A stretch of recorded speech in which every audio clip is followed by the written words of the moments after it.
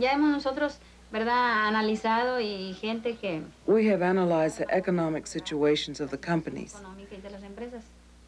Hemos hecho... We calculated how much a worker earns in Mexico and how much he makes in the States. Y cuánto gana en Estados Unidos.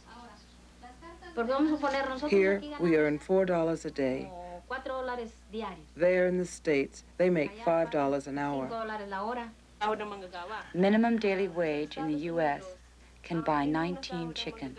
Sa isang araw ay ang mabibili nito ay 19 na manok. At ikukumpara natin sa Pilipinas. If we compare this with the Philippines, minimum wage here can buy only 3/4 of a single chicken. 3/4 na manok.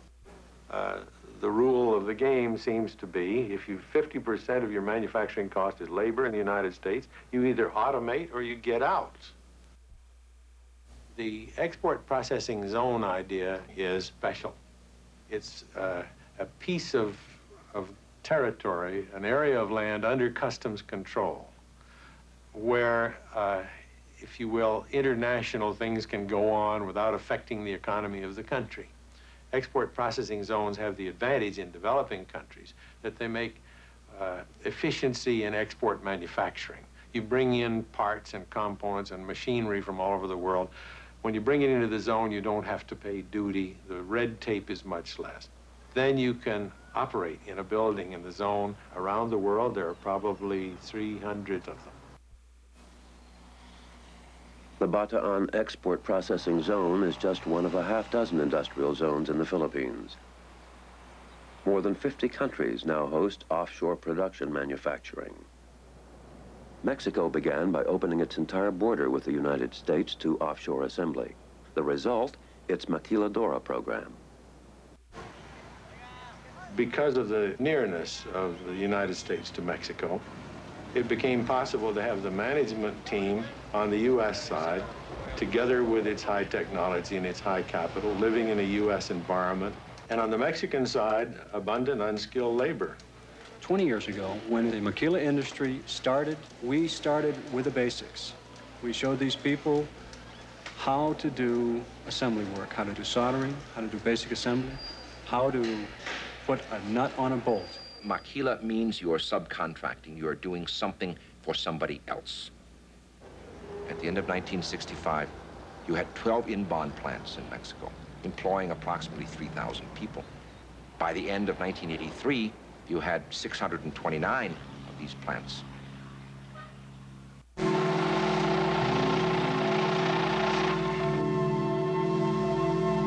Last year, workers' take-home pay was 860 pesos a day. Families that were used to buy 5 kilos or 5 dozen tortillas for their family were down to 1. There was no one eating meat regularly, not even once a month.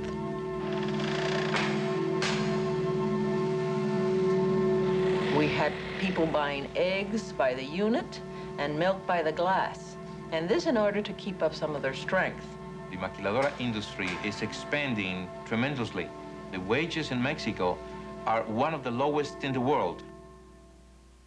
They've been very good workers, and they're still very good workers. Initially, the work was done in Hong Kong, in South Korea, and in Taiwan. Later on, it progressed into other parts of the world: Malaysia, Indonesia, the Philippines. Manila had no semiconductor work whatsoever. Ample labor supply, lots of unemployment. A huge city. As the wage pressures grew in other Asian countries, people started looking at the Philippines. What can we do in Manila?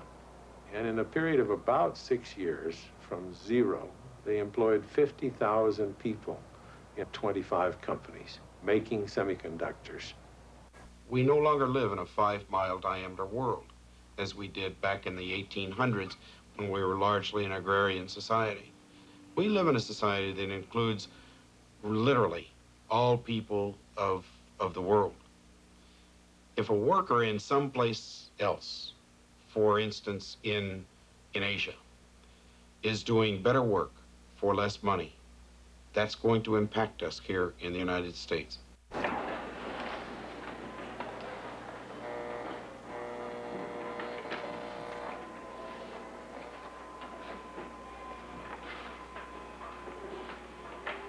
Nung nasa loob pa ako, nasa second optical inspector ako, yung gumagamit ng high-power microscope.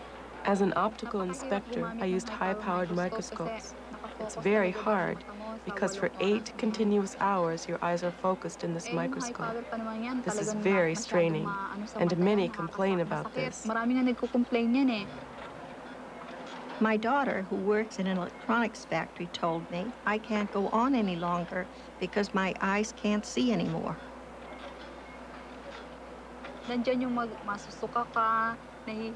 Sometimes we vomit, we faint, and we get permanently blurred vision.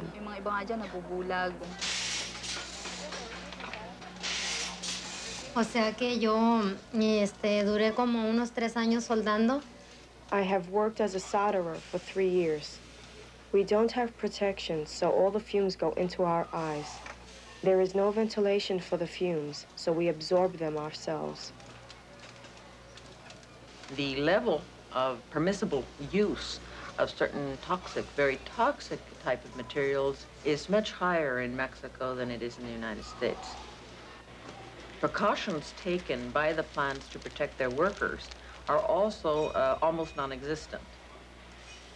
Estando dentro de México. Within Mexico, the worker has certain constitutional rights. Individual guarantees, federal laws, labor laws that are supposed to protect us. And yet, we're kind of semi-slaves. Semi-esclavos, y eso no es mentira. Es verdad. There came a time when one of our fellow workers asked for a higher salary. Instead of listening to him, they beat him up and put him under arrest. Todos protestamos. So we all decided to protest and we stopped working.